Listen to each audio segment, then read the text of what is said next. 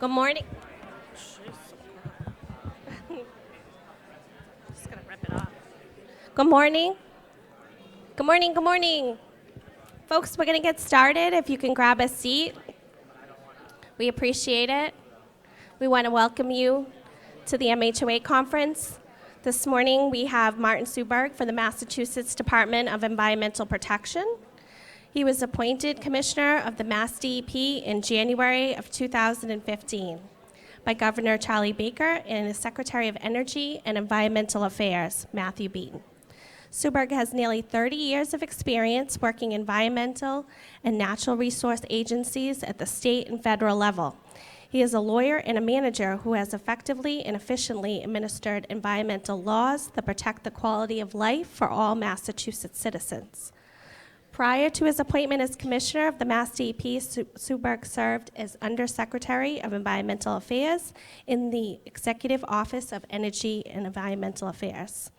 Over his long career, Suuberg has also served as the General Counsel to MassDEP, to the Executive Office of Environmental Affairs, as well as to the former Department of Environmental Management, where he also served as Deputy Commissioner. Before moving to Massachusetts, Suuberg was an associate solicitor, a deputy solicitor in the U.S. Department of Interior in Washington, D.C., where he worked on land management and national resource issues. We're very grateful that Martin could come all this way, and we appreciate you being here today. So please welcome Martin Suuberg.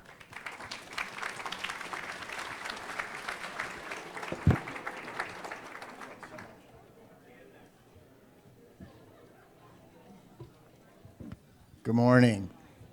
Thank you, everybody, and thank you for that very kind introduction.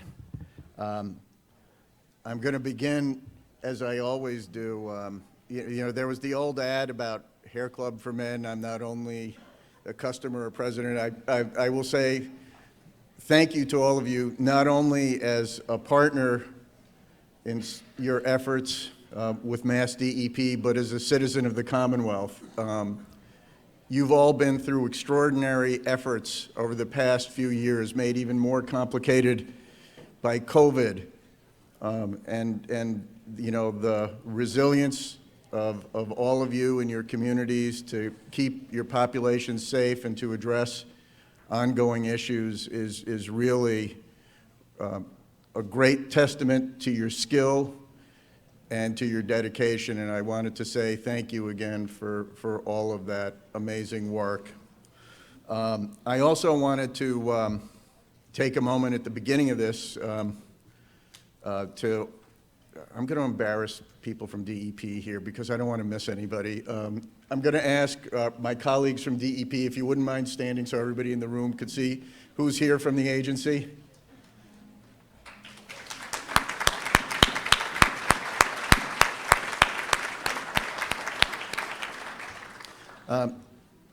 Thanks for that, and I know some of these colleagues have been presenters or will be presenters. Some you're hopefully going to have an opportunity to interact with as we go through the program. And I did want to thank them also.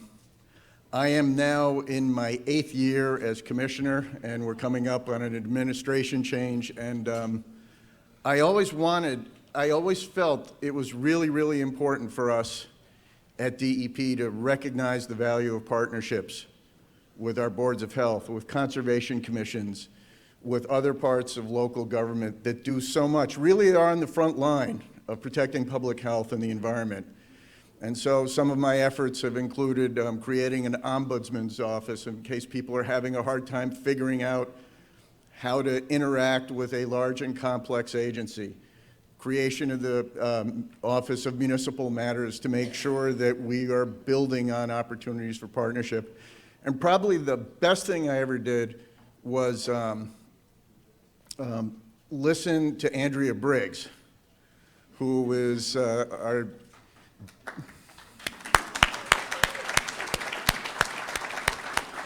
Deputy Regional Director in the Central Region, but of course we decided that, let's pile some additional responsibilities onto her and things that she willingly undertook because I know she shares that view of the importance of partnership and engagement, and she has been an active participant, really a leader in not only working with all of you and the Health Officers Association, but working with our stormwater coalitions across the state to think about the future of how we manage those water resources in the light of new state and federal permits, helping to find people, the next generation of people to work in the water and wastewater industry, trying to forge partnerships with the educational community and the professional communities to build the workforce of tomorrow, and any number of other issues, both in the region and in headquarters. And I really want to thank Andrea for your ongoing commitment to partnerships, because again, the work we do best is the work we do together. So I wanted to highlight a couple of things, and this is a short list. I'll move through it. I'm going to try to move through it quickly so there's times for questions.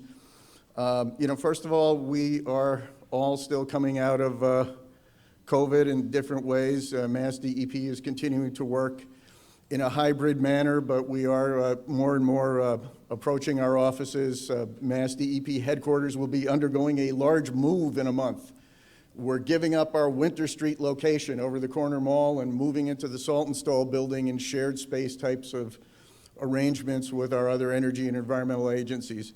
We anticipate this will be seamless, although I will say for an agency like ours, the idea of getting rid of 45 years worth of paper, because that's how long we've been there.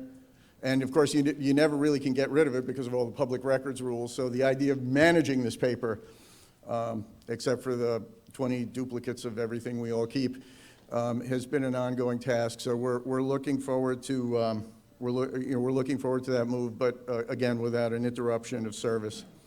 One of the things that, again, credit to Andrea and especially big credit to our partners at the Department of Public Health, is we recognize that there are opportunities here and needs for ongoing training and engagement. And our colleagues at the Department of Public Health have helped find some funding that will allow us to engage with you all in additional training opportunities for things like soil evaluators, Title V, more work on recycling. And I know in the next couple of months, we will have procurements out, and Andrea and others will be able to fill you in more on the details of when those trainings are together. So my thanks again to our colleagues at the Department of Public Health who helped us find that funding. So the last thing, opportunities. I've made note of this, and we are still an agency in change. I used to say it was a third of our workforce was over the age of 55 and had enough years to retire. I was actually corrected by our chief financial officer. He said it's actually closer to 38%. So we have people that are moving on, making lifetime decisions to move on to retirement or to other opportunities. Here's my pitch. Give us a thought. We have vacancies. I think we have over 40 vacancies right now at MassDEP in all sorts of areas, whether it's air and climate, wastewater, drinking water, recycling, cleaning up hazardous sites.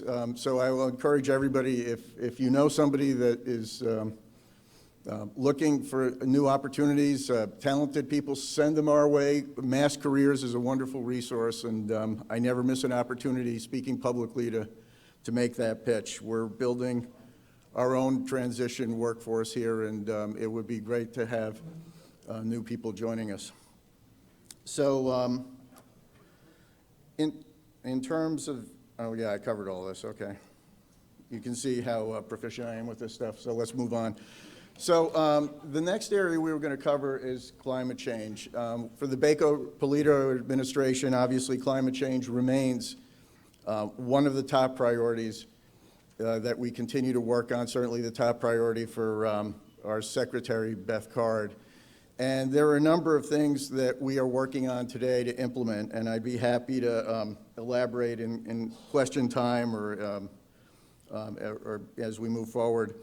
But first of all, we are implementing new climate legislation in 2021 the legislature passed new climate bills. And I'm sure you've been seeing in the news new urgent reports, whether it's from the UN or whether credit agencies are talking about how resiliency is going to play into the creditworthiness of jurisdictions. The news is all suggesting that we have to move, and we have to move quickly to address climate change. And so the climate legislation of 2021, passed by the legislature, signed by the governor, created new goals for net zero by 2050. In other words, we are continuing to reduce our greenhouse gas emissions and transitioning to a clean energy economy that does not emit fossil fuels or greenhouse gases. MassDEP will be playing a bigger role in this, or a continued role in this, I shouldn't say bigger, a continued role in this moving forward. I put up a website if you're particularly interested in some of the areas. One area I will note that not only are we trying to address climate change across the economy, really, across our state, there's also an added emphasis on equity. One of the things that we were asked at MassDEP to do was to figure out how to look at the cumulative impacts on communities, what we call the overburdened, underserved communities, environmental justice communities.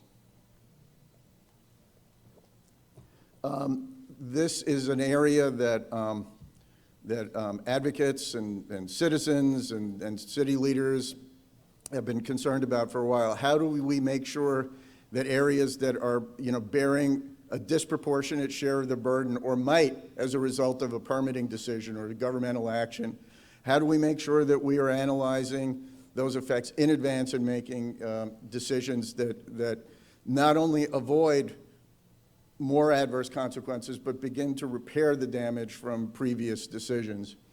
So our Assistant Commissioner of Air and Waste, Christine Kirby, launched a significant effort, 5 stakeholder meetings with people from across the state, across disciplines, looking at how we can start applying cumulative impact to 2 of our air permits. Right now, we're looking at our plan approval air permits. For those of you who spend time with us, that's a term of art, but for larger sources and more smaller sources, how do we develop a cumulative impact analysis? States are starting to do it. California's done work on it. New Jersey is at work at it right now.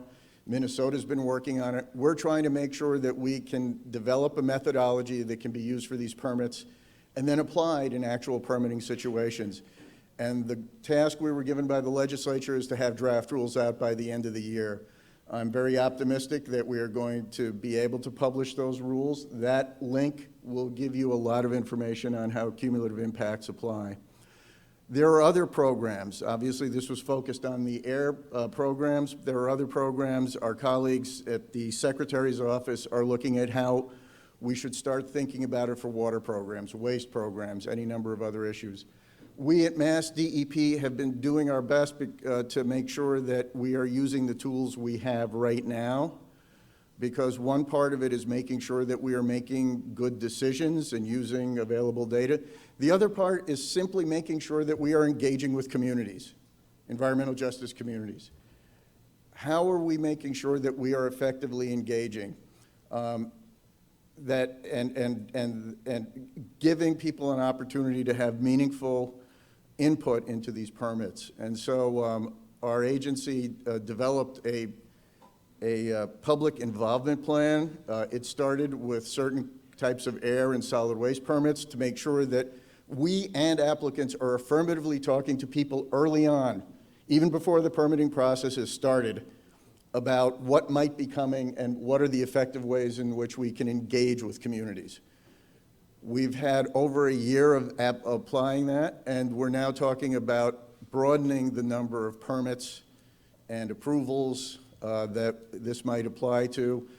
We will be publishing more on that, I think, in the next couple of months as well. Again, just when we think about environmental justice and we think about engagement, it's really making sure that the public really has a meaningful opportunity to be involved and engaged. And this is work, particularly in the environmental justice communities, that we need to be more proactive on and that we are working on.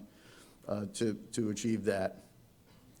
So, going back in terms of climate, we have done a lot of work. I think in times past I've talked to you about the progress we've made in the power sector through both in-state and regional efforts like the Regional Greenhouse Gas Initiative, which is an 11-state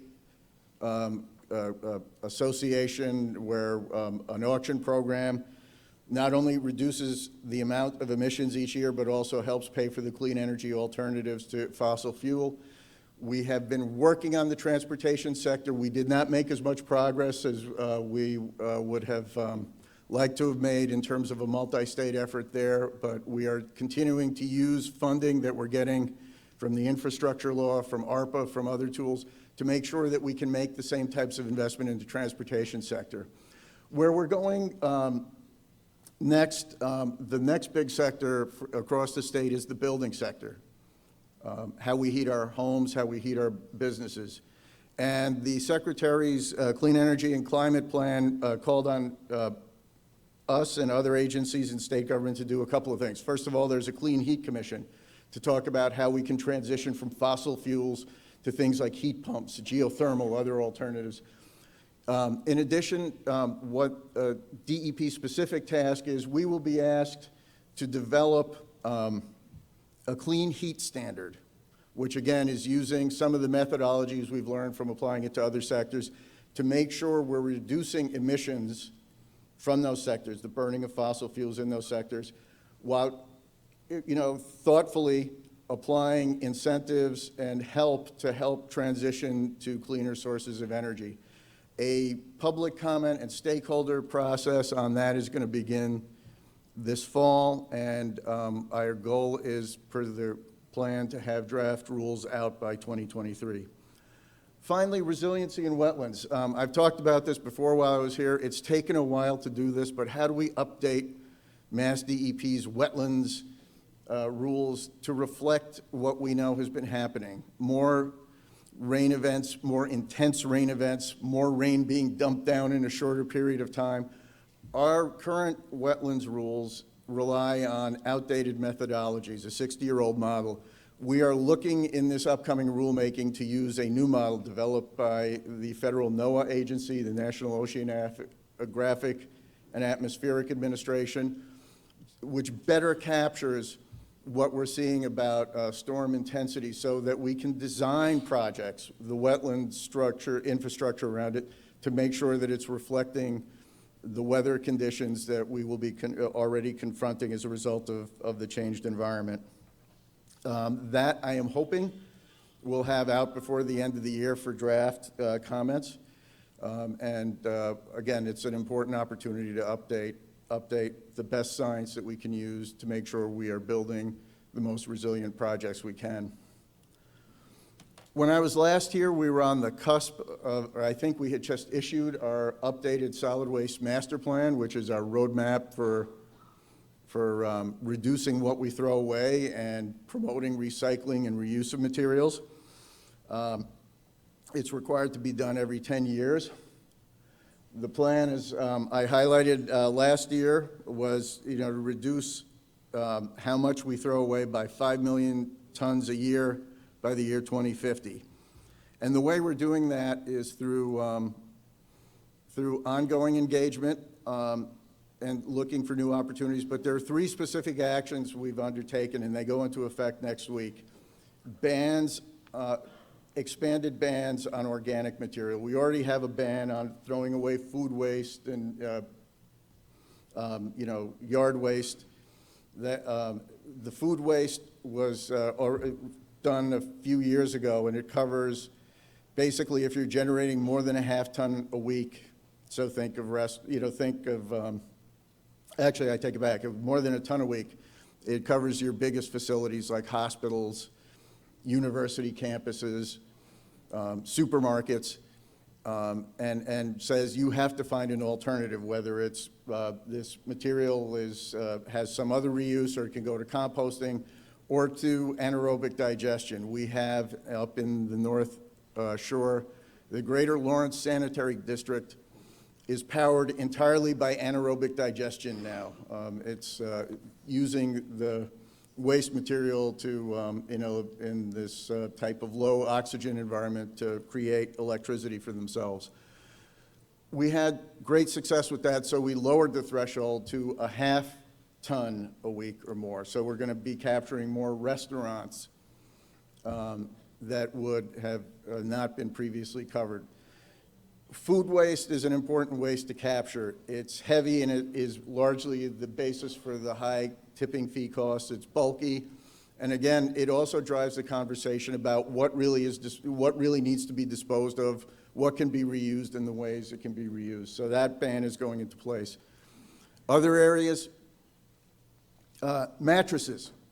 And I'm sure many, if not all of you, have had some dealings with, dealing with mattresses, large, bulky waste in your communities. We've done studies, and we know there is capacity in-state to recycle mattresses rather than dispose of them. So that ban is going into place on November 1st.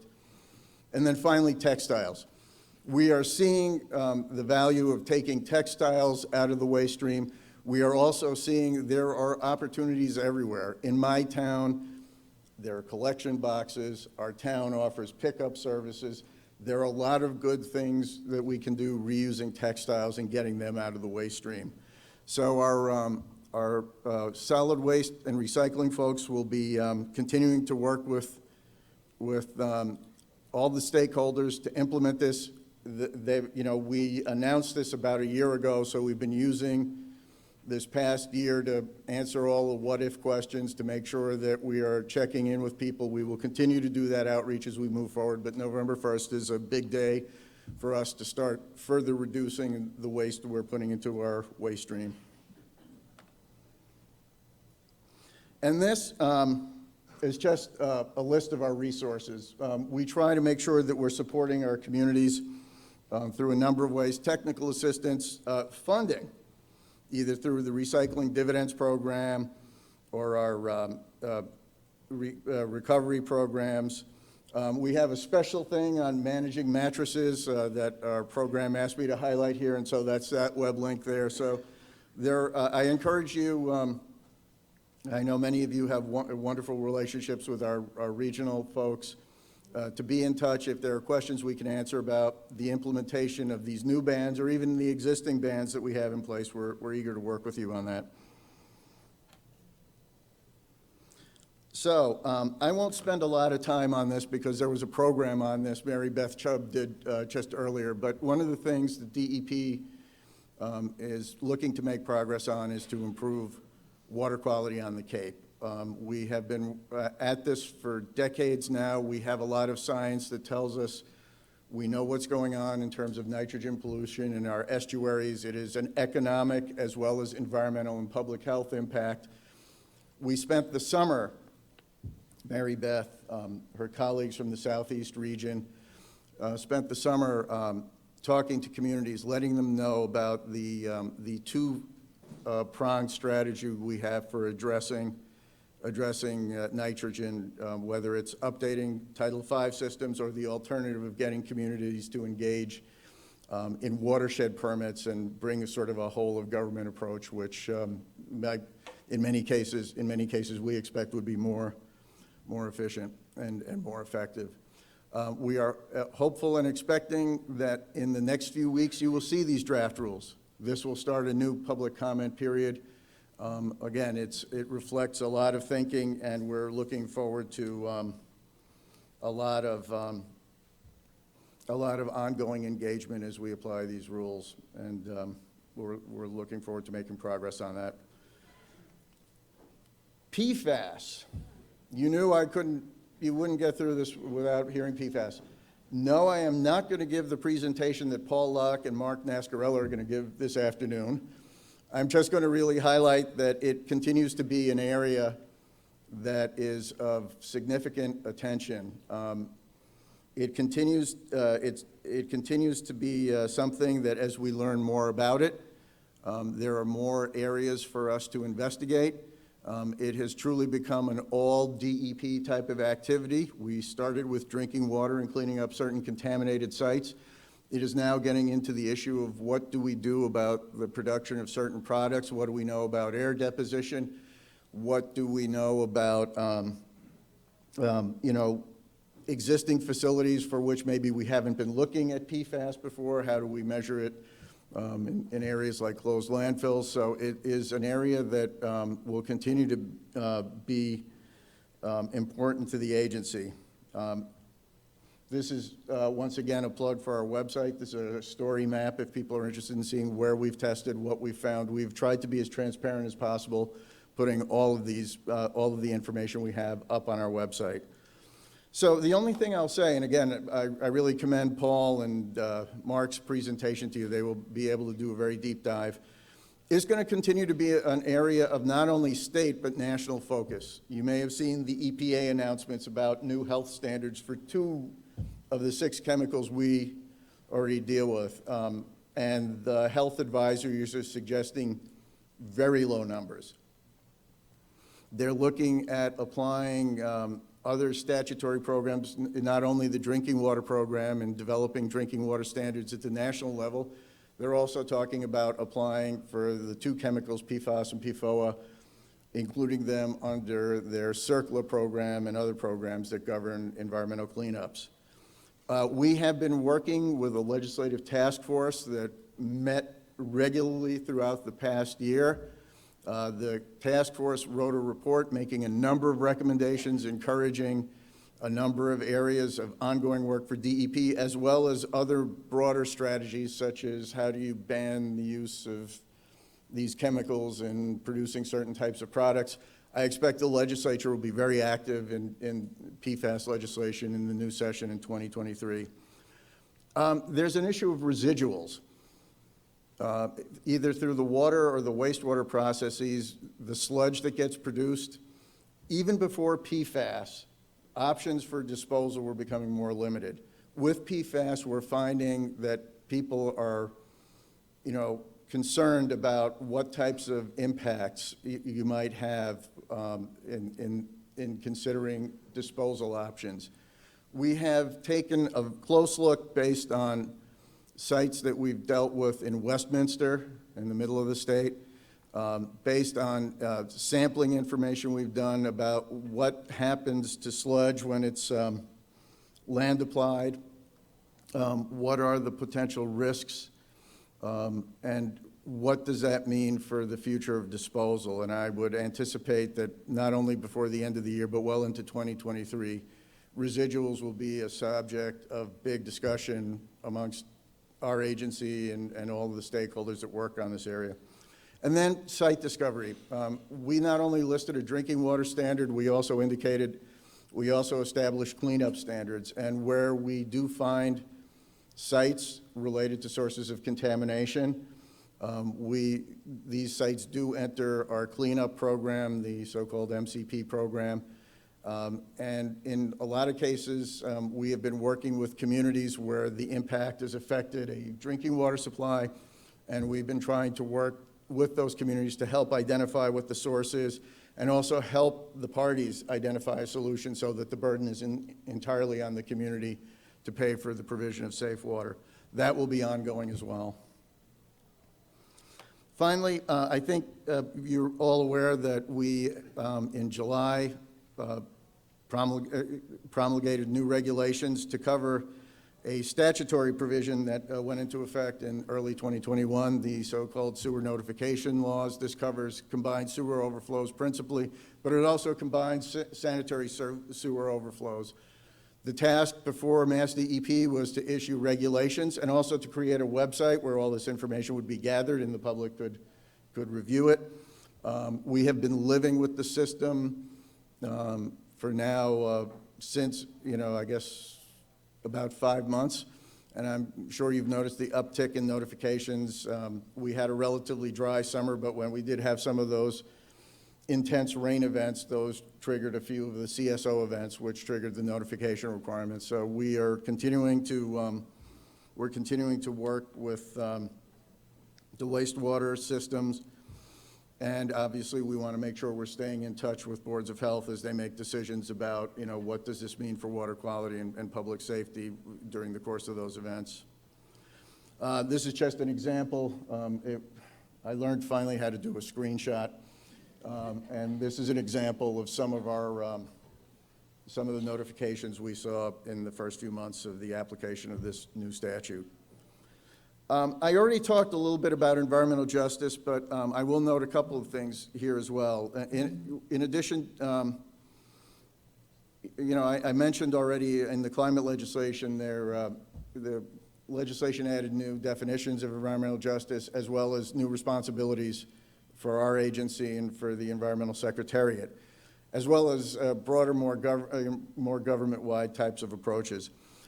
We are also working closely with the federal government. EPA has made environmental justice a huge priority. Most notably, a few weeks ago, they announced a whole new office. They created a bureau with an assistant administrator responsible for environmental justice and affirmative action, implementing Title VI as well as the environmental justice programs. There is funding, federal funding. I think Region 1 is expecting to hire several new people to work on environmental justice issues with us and with communities. It provides really an important opportunity for us to engage, and it will provide resources for some of those environmental justice communities to help them in their meaningful engagement.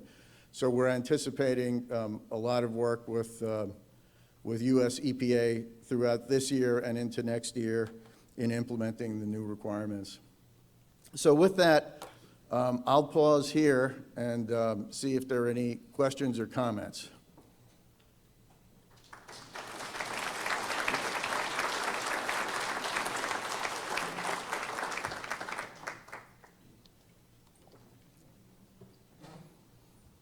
Yes, sir.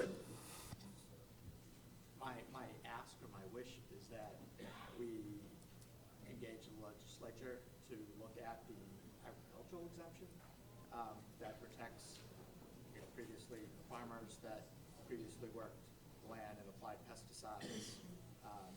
Because as those properties are now being developed, there's pesticide residues that the DEP, the local health, MDR, EPA, we don't have any jurisdiction over. So it's going to, like my property, it's going to take an act of the Attorney General to get involved, to maybe bring the residents some aid or whatever, or compensation. Yep.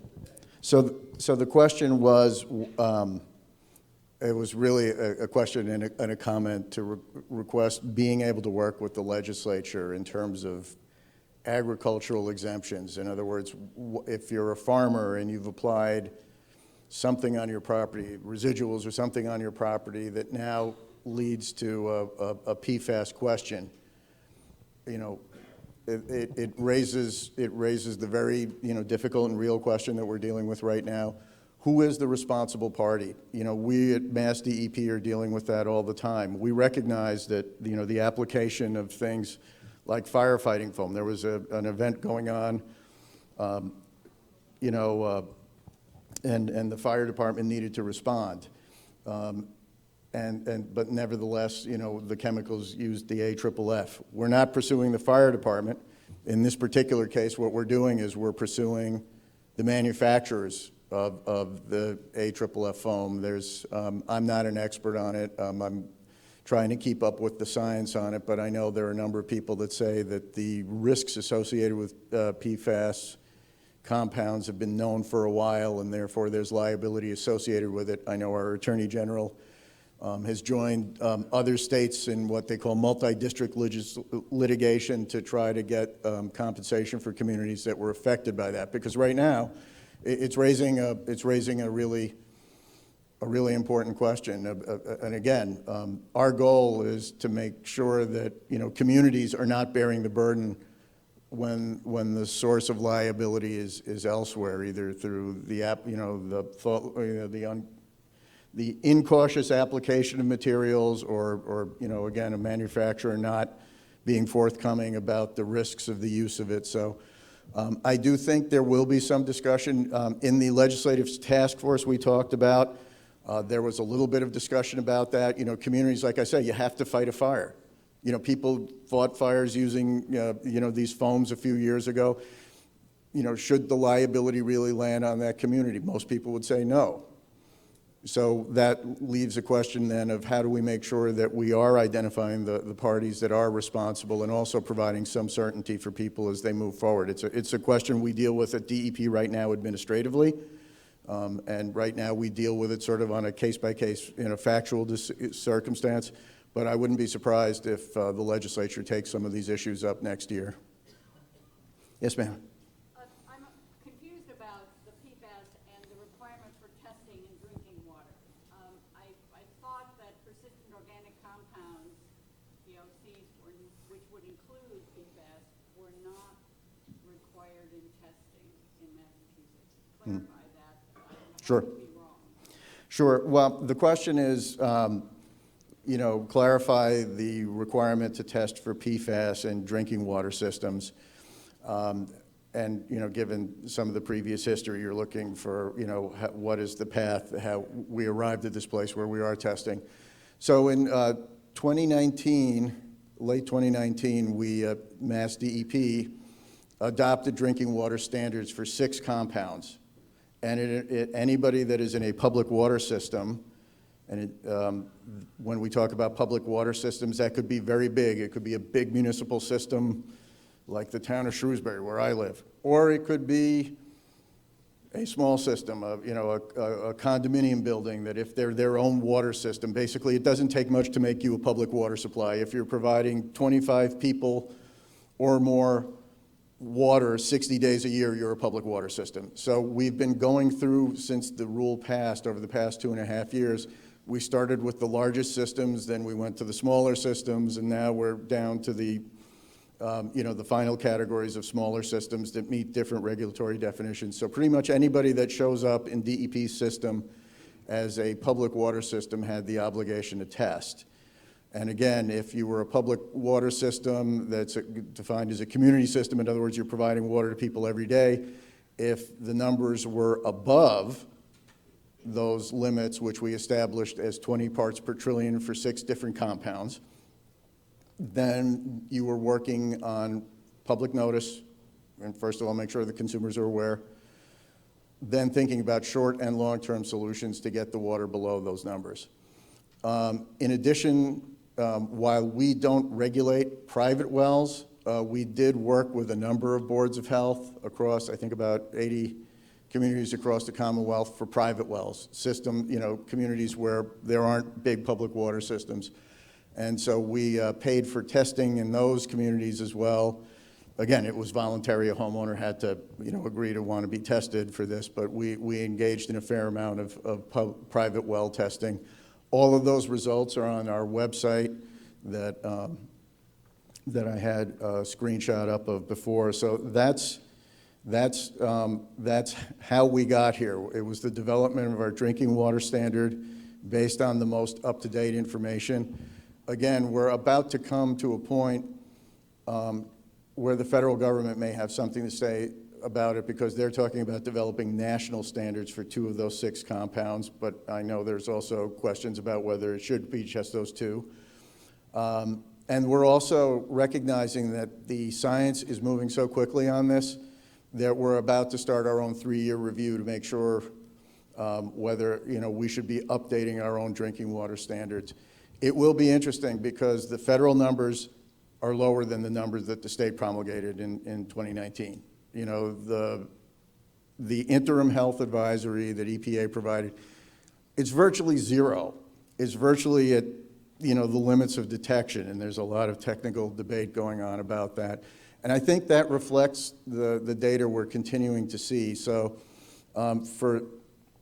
we will be paying attention. Again, if a system was above 20, they are designing solutions to get basically treatment and get them to non-detect. We don't have any systems that are trying to get just below the number. They're trying to deal with this. The systems that are between 0 and 20, we're probably going to have some more work to do with them.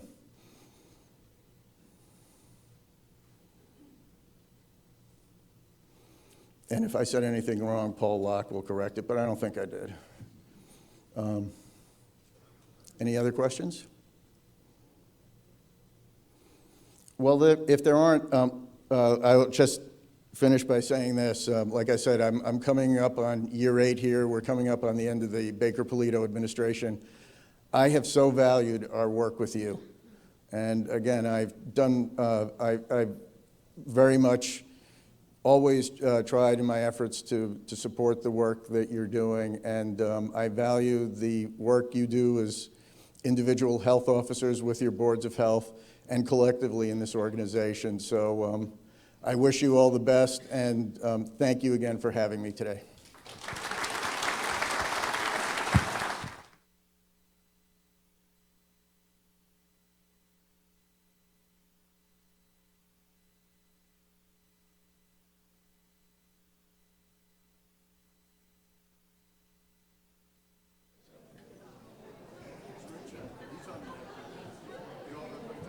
Folks, we're just going to give a couple of awards before lunch, so if you'd like to stay for the awards, we're going to give those out now.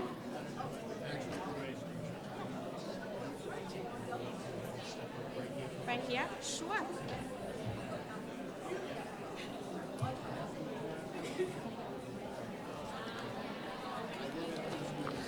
So, folks, we're going to give out a few awards here.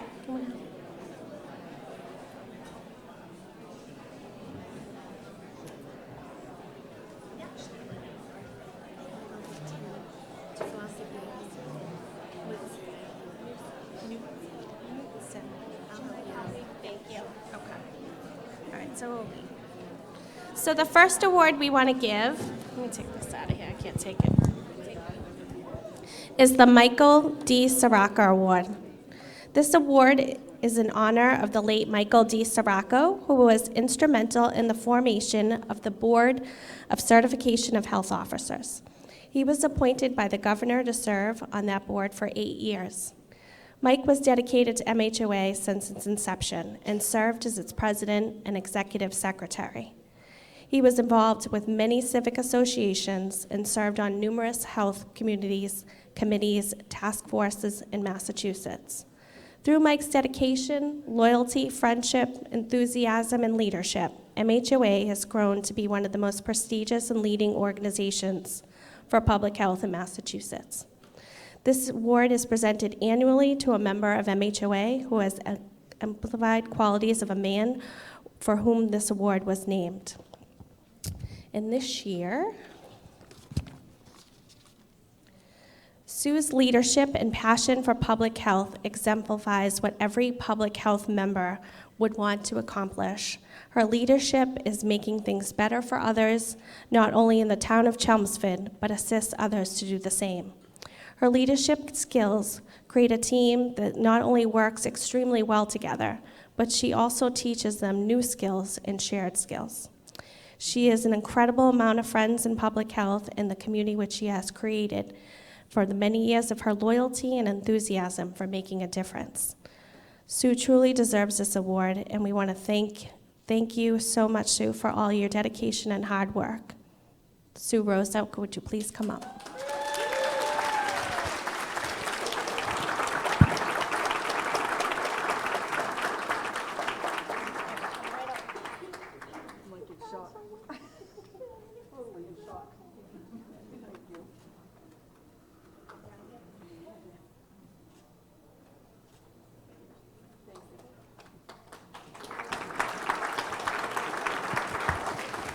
All I have to say is thank you. I am in total shock right now. Thank you.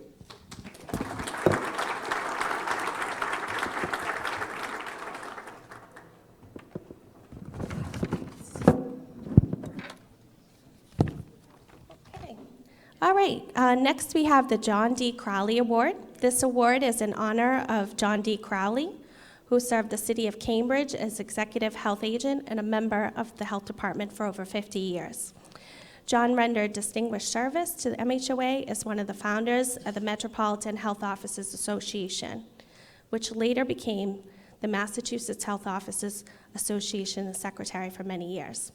This award is given annually to a regular member of MHOA who has contributed to the growth and success of the organization, through outstanding leadership and extraordinary service.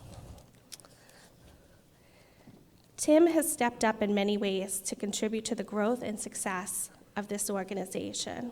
He has also been a valued contributor to the board and has increased as he has become an officer.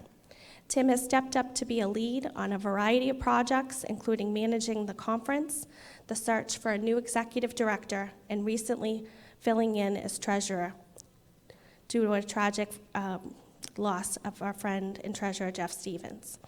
Tim is compassionate, he's a leader, he creates spaces where others can contribute and help support the growth of MHOA. Tim McDonald, we'd like you to come up, please.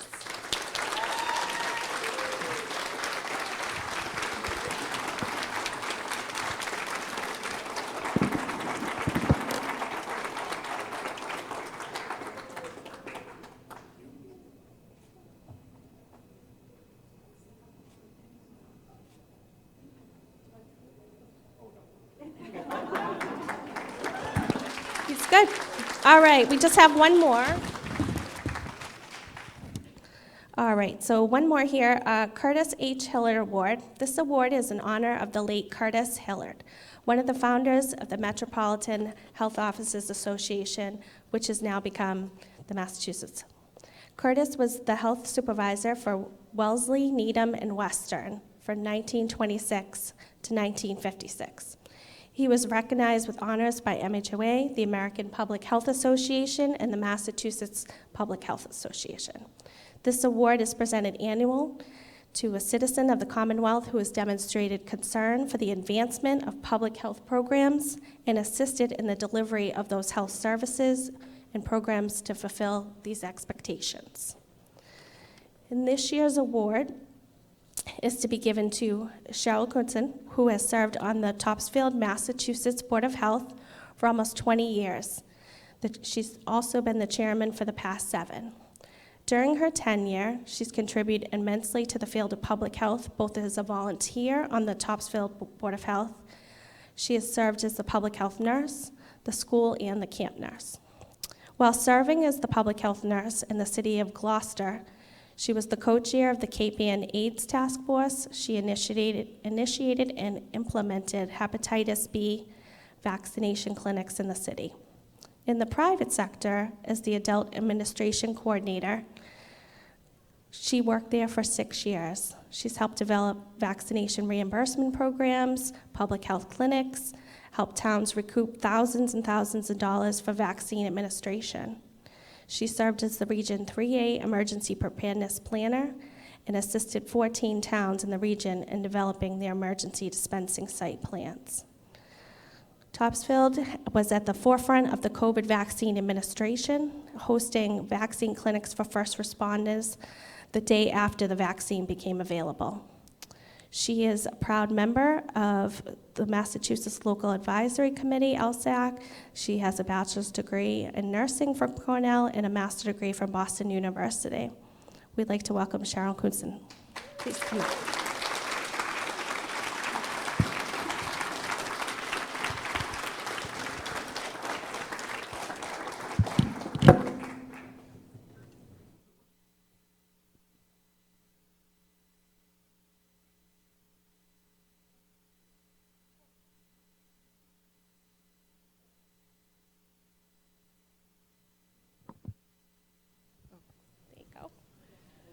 I am enormously grateful.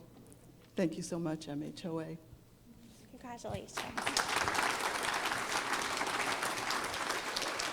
All right, and so we wanted to say thank you to everyone. All of these awards are nominated by peers.